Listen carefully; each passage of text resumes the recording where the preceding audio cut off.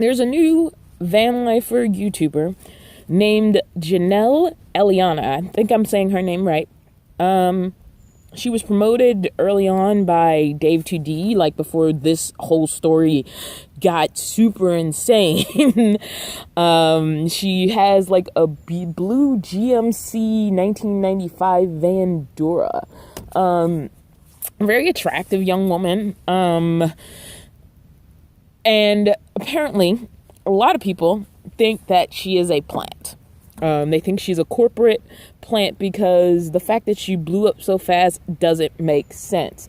I believe she was up to, I'm looking at the website now, her tour video at the time of me recording this video has 6.3 million views, and because men, her shower video has 11 million views, and her subscriber count is 1,409,991. Those numbers may have changed by the time I actually put out this video, but that's where it stands right now. And I understand why people are a little bit like, what the heck? I think some of this is also jealousy, because there are people like myself who put out a lot of videos, put a lot of content out there. There are people who like have put even more dedication than me into it for months, for years, and are lucky to get in the, are lucky to get, up to like the 5-figure mark. I mean, like 10,000 subscribers is hard to get, let alone a few million. I think, honestly, my opinion is this is a case of algorithm luck. That seems like the most logical explanation to me. She just doesn't feel like a plant to me, and I could be completely wrong. She's definitely put some, if she's self-editing her videos, she's definitely put some effort into editing her videos. She's only put out 2. And I feel like if you want to hide the fact that a corporate plant is a corporate plant, you'd have more than 2 videos on there. She pre-existed on Instagram. I didn't do my own research. This is from all the videos out there calling her fake. Apparently about 10 months ago, one guy said he was suspicious because her Instagram was entirely focused around her van. But for hashtag Vanlife, like, that makes sense. There's a lot of Instagrams out there that are only about pushing and selling van life. So that doesn't make it more likely that she's a plant. It actually makes it less likely that she's a plant. The van is really beautiful, but from the impression I get is that it took her a while to build it out. Like, she didn't, like, leave home with the van looking the way it is. It's that over time she has changed the van out. One of the things that really struck out to me in her van tour video was the fact that she was talking about how she used to have a great tank and how it would smell. And that just, I don't know, just a random piece of information like that seems to come from the real experience of having lived in a van. So I definitely think she lives in a van. Honestly, her thumbnails just show a case of good photography. I mean, honestly, it's the blue van. They're almost identical, and it has a really simple little text dealy on it. I just feel like if she was a corporate plant, if she had a lot of help, she'd actually be turning out videos faster. The first video is almost a half hour long, and then the second video, the shower video, is a little bit over 10 minutes long. To be exact, it's 27 minutes, the tour video, and then the shower video is 10 minutes long. I think the van tour video was more interesting than the shower one, so it's interesting that that one has the most views, but also cute girl shower, I'm not surprised. Another thing somebody has pointed out in one of the many She's a Plant videos I've watched is that she did a shower video, but her thumbnail is not even like highly sexual. Like, how I shower in my van videos are really popular, and a lot of times when attractive women do them, they don't dress in like a pink towel and holding like a little, like, she can't help that she's cute. Like, I can do that exact thumbnail and it's not gonna be as nice looking as hers because she's a cute girl and she's in the towel, but like, she's not in, like, I've seen videos where like you see this woman in basically like a bathing suit, like under like falling water, and there's this definite attempt to sell sex in the thumbnail, which she avoid it. Like, she did something silly, and you might say, well, that's to please the new family friendly, like, nature of YouTube. And there's going to be a lot of people who don't agree with me. I really don't care. I see her making an active effort to avoid that in the thumbnail, despite the fact she does play with, like, her sexuality a little bit in the actual videos. But also she does it in this really silly, quirky way. If she is a plant, she's a well-designed plant. I think it was a case of dumb luck, which happens. I mean, like, that's just the way it happens. A lot of people are like, you know, why was this even recommended to me? Apparently people who aren't even in van life were getting her as a recommendation. And I don't know. I don't spend a lot of time trying to figure out the algorithm, because ultimately my long-term goals are not about being able to fund my life through YouTube.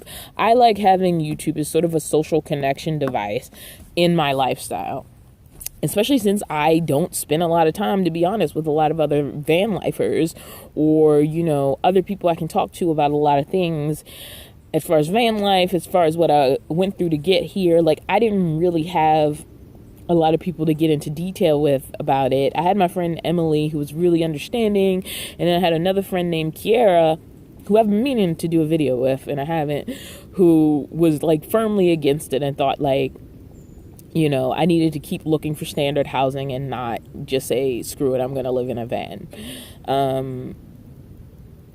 And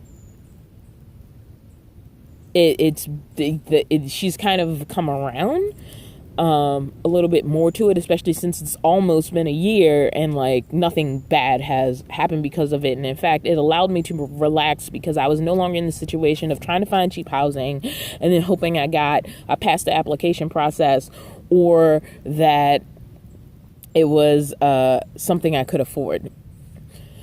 And it took that stress off me, and it allowed me to create a life that I could actually afford at the amount of insecure income that I have most of the time.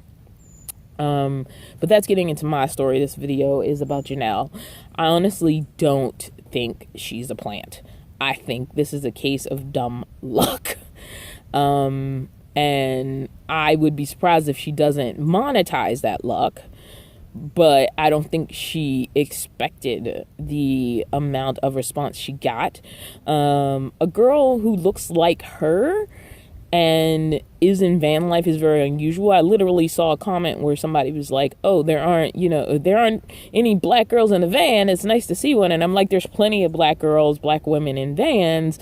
I could give you a nice list of channels, but I think also she kind of fits the van life, the popular Instagram van life look of this young, sort of millennial-ish, attractive girl. And this one also happens to be black, which has its own unique appeal. But I don't think that she's not the only one. I mean, I'm obviously one. Daring Danielle, who doesn't really seem to be putting out any videos. I haven't seen anything from her. She was on YouTube. Black Opal has also stopped posting, but she was on YouTube. But her channel also didn't start about her van. Like, she was doing a whole bunch of other things before she started also incorporating the fact that she lived in a van. Crystal Vanner's obviously been doing it for a very long time. There's me at My Life Now, but they're also, like, they're kind of older, and I think, like, the people who are drawn to them are drawn to that stage of life.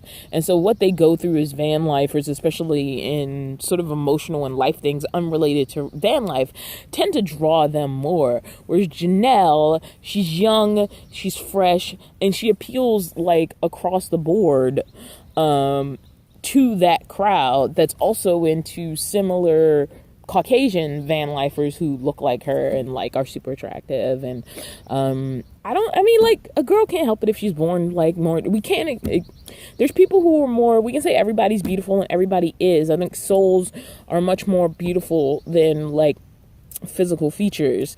And, like, for you to, I'm mumbling now, for you to, like, really be with someone a long time, like, they're soul has to be something that appeals to you more than the way they look. But we're not going to get to know somebody's soul on YouTube. So when we see attractive things, and more importantly, attractive things that are unique, they tend to draw us. Now, Jannelle hit the algorithm perfectly somehow, and a lot of people don't want to believe that it's by accident.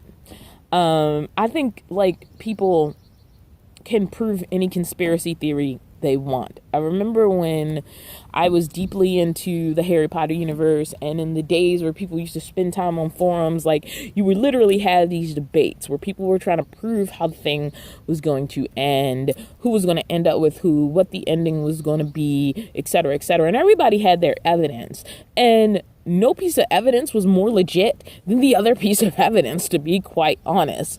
And then the book ended, and you know, some people were right and some people were wrong, and some people were patting themselves on the back for being so dialed in to what the author intended, and other people were angry and felt betrayed because they were so attached to their evidence for how a thing was supposed to be. And I just don't, I think this one was honestly a fluke. I think if you want to manufacture someone, the dumbest way to do it is to give them 3 million subs in 3 weeks.